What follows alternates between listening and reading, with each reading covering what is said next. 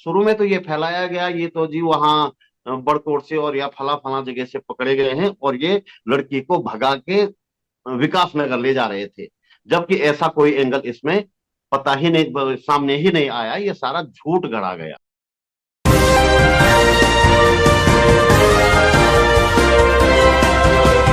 नमस्कार, आदाब, मैं खुशबू अख्तर और आप देख रहे हैं पल पल न्यूज। उत्तराखंड में जिस तरह से मुसलमानों को पलायन करने पे मजबूर कर दिया गया, उसके बाद भगवाधारी तमाम आतंकियों ने कैसा तांडव मचाया, उसकी एक एक तस्वीर हम आपके सामने रखने की कोशिश कर रहे हैं।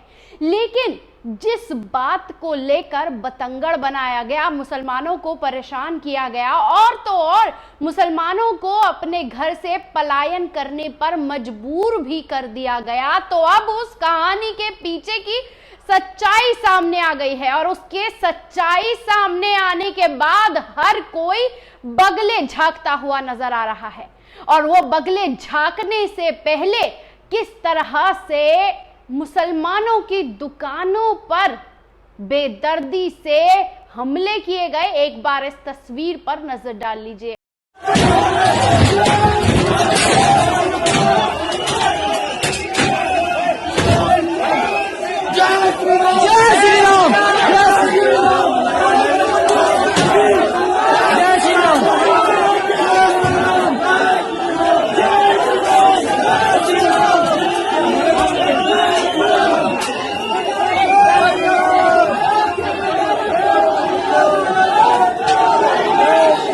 तो आपने देखी ये तस्वीर, इस तस्वीर के बाद उस रोते बिलखते परिवार की बात पर भी नजर डाल लीजिए, जहां परिवार बता रहा है कि कैसे परिवार के साथ बर्बरता की गई है और उनका जुर्म कुछ और नहीं, सिर्फ मुसलमान होना है। एक बार इस वीडियो पर भी नजर डाल लीजिए। तो देहरादून क्या करने आई?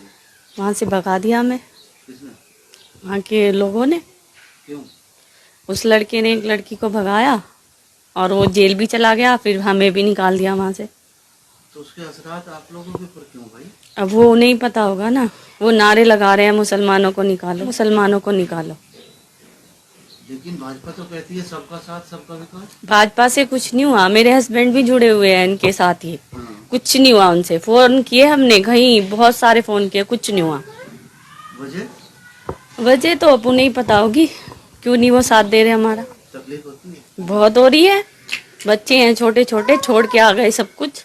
रोना तो और आता है, बहुत आ रहा है। कोई सुनने वाला नहीं?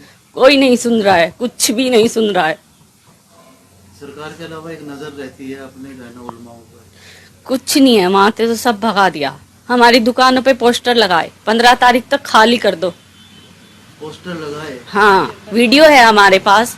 वो अल्टीमेटम दिया आपको कि आप छोड़ दो? हाँ, पोस्टर लगाए दुकानों पे उन्होंने, वीडियो है हमारे पास, दिखा देंगे हम आपको। कैमरे खुले छोड़ के आए थे हम अपनी दुकान के। उस वक्त कैफियत क्या थी जब पोस्टर लगे? बहुत यही थी कि चले जाओ यहाँ से, खाली दुकान कर दो। कल भी गए, मेरे हस्बैंड पुरोला गए, पहले उन्हें बुला लिया कि दुकान खुलवा देंगे, और फिर वहाँ बुला के कहते हैं दुकान नहीं खुलेगी। दुकान मालिक लोग बोल रहे कि दुकान खाली कर दो। हमारा अपना घर है वहाँ, हमने अपना घर बना रखा है वहाँ। अब क्या होगा? पूरा सामान वहीं है, कपड़े तक नहीं उठाने की नौबत आई हमें।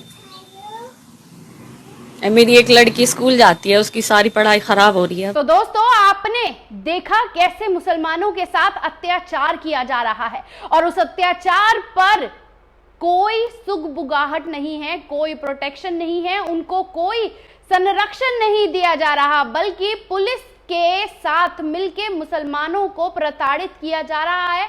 इतना मजबूर किया जा रहा है कि अब वो पलायन करने पर मजबूर हैं। लेकिन जैसे ही मुसलमानों ने महापंचायत का ऐलान किया, तो उसके बाद हर कोई मटकता हुआ नजर आया और हर कोई विरोध करने लग गया कि महापंचायत मुसलमानों की नहीं होने देंगे। लेकिन इसी बीच एक खुलासा सामने आया है कि जब हिंदू मुसलमान लव जिहाद के नाम पर यह तांडव हो रहा था, तो जो लड़का और लड़की की भागने वाली तस्वीर सामने आई है, तो उसमें यह खुलासा हुआ है कि भागने वाले दोनों लोग ही हिंदू हैं। जी हां दोस्तों, मुसलमानों को घर से बेघर करने वाली पूरी बर्बरता वाली तस्वीर की सच्चाई है कि वो दोनों लोग ही हिंदू परिवार से ताल्लुक रखते हैं और मुसलमानों को जानबूझकर इसमें निशाना बनाया गया है। एक बार इस तस्वीर पर भी नजर डाल लीजिए। एक लड़की है, उसके माता पिता नहीं है, वो अपने मामा के यहाँ रहती है, वहीं मामा के यहाँ झाड़ू पोछा करती है, जो लोगों ने मुझे बताया जी। और उसके प्रेम संबंध एक सैनी लड़के से हैं। ये सैनी लड़का बिजनौर का है और उसका बिजनौर वाले के लड़के का दोस्त एक उवैद खान है। ये दोनों दोस्त हैं, आमने सामने इनकी दुकानें, दोनों बिजनौर के हैं। लड़की के प्रेम संबंध इस सैनी से हैं और ये जैसे कि लड़कों में होता है, ये सहयोग करने वाला दोस्त के प्रेम संबंधों में यही इनके बीच था। ये तीनों एक तरह से दोस्त थे। लड़की के साथ खास बात है, एक लड़की के साथ कोई अभद्र व्यवहार नहीं हुआ, न कोई छेड़खानी हुई है, कोई किसी तरह की कोई घटना हुई ही नहीं है, कोई अपराध उस लड़की के साथ हुआ ही नहीं है। वो तीनों लोग सिर्फ घूमने जा रहे थे, बाजार से थोड़ी दूर गए, लोगों ने रोक लिया, पता किया कि एक तो ये मुस्लिम लड़का है, तुरंत वो लव जिहाद हो गया। और शुरू में तो ये फैलाया गया ये तो जी वहां बड़कोट से और या फला फला जगह से पकड़े गए हैं और ये लड़की को भगा के विकास नगर ले जा रहे थे, जबकि ऐसा कोई एंगल इसमें पता ही नहीं, सामने ही नहीं आया। ये सारा झूठ गढ़ा गया जी। अच्छा, तो दोस्तों आपने देखी ये वो तस्वीर जिसमें ये साफ हो गया कि घर से भागने वाले ये दोनों अडल्ट हिंदू परिवार से ताल्लुक रखते थे, लेकिन उत्तराखंड में हिंदू मुसलमान की आग लगाने के लिए कोई और मुद्दा नहीं बना तो लड़के को मुसलमान बताकर पूरे उत्तराखंड में मुसलमानों का जीना हराम कर दिया गया है। क्या है पूरा मामला, एक बार इस पर नजर डाल लेते हैं। पूरी तरह से सजग है, सतर्क है, कानून व्यवस्था बनाए रखने हैं, तो जो भी आवश्यक कदम होते हैं वो सब उठाए जा रहे हैं। किसी को भी शांति भंग करने की इजाजत नहीं दी जाएगी। मेरी सभी पक्षों से अपील है कि कृपया करके शांति बनाए रखने में हमारा सहयोग करें। किसी को भी कानून तोड़ने की इजाजत नहीं दी जाएगी। सर लगाई है, अनुमति नहीं दी है सर, लेकिन कुछ संगठन सर आमदा है करने के लिए सर, उनको किस तरीके से प्रशासन देखता है सर और कार्रवाई? जैसा मैंने कहा कि शांति बनाए रखने हेतु जो भी आवश्यक कदम है सब प्रशासन द्वारा उठाए जा रहे हैं और जो फिर उनका उल्लंघन करेगा किसी भी कानून का तो उसके विरुद्ध कार्रवाई की जाएगी। सर कुछ बढ़ाई गई है सर, कुछ इस तरीके की पूरी तैयारियां जो है हमने फोर्स वहां पे लगा दी है और पूरी तरह से हम सतर्क हैं। किसी को भी गैर कानूनी काम करने की इजाजत नहीं दी जाएगी और शांति व्यवस्था हर हालत में बनाई जाएगी। उत्तराखंड की जिस घटना को लेकर मुसलमानों को उनके घरों से पलायन करने पर मजबूर होना पड़ा, असल में उस घटना से मुसलमान समुदाय के युवक का कोई लेना देना ही नहीं है।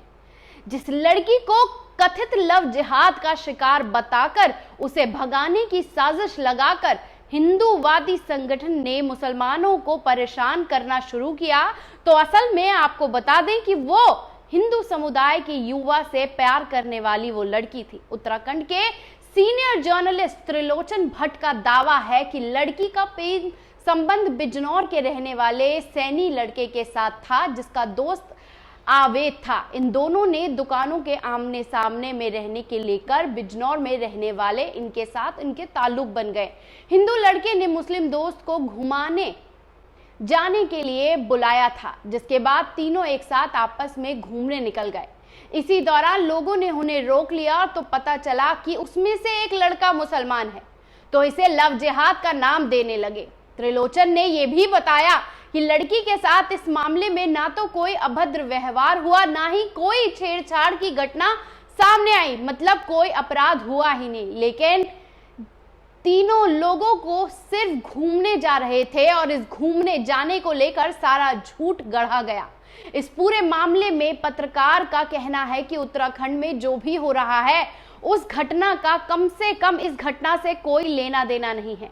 हमला वास्तविकता में दिसंबर 2021 को धर्म संसद से लेकर मुसलमानों के खिलाफ आर्थिक बहिष्कार और नरसंहार के नाम पर शुरू हुआ था और वो शुरुआत को लेकर 3 लोग घूमने निकले तो उसे लव जिहाद का नाम दिया, उस एंगल के बाद मुसलमानों को परेशान किया और उस परेशान करने के साथ साथ जैसी तस्वीर सामने निकल के आई है दोस्तों वो आपके सामने है। लेकिन उसके साथ साथ इस बात पर भी गौर करना जरूरी हो जाता है कि मुसलमानों को अब उत्तराखंड में निशाना इसलिए बनाया जा रहा है कि धर्म संसद की शुरुआत उत्तराखंड से ही की गई थी और उस शुरुआत के बाद मुसलमानों को मंदिर, मज़ारे, तमाम चीजों को टारगेट किया गया। यह बताया गया कि मुसलमान अब उत्तराखंड की धरती को पूरी तरीके से अपने कब्जे में ले लेंगे।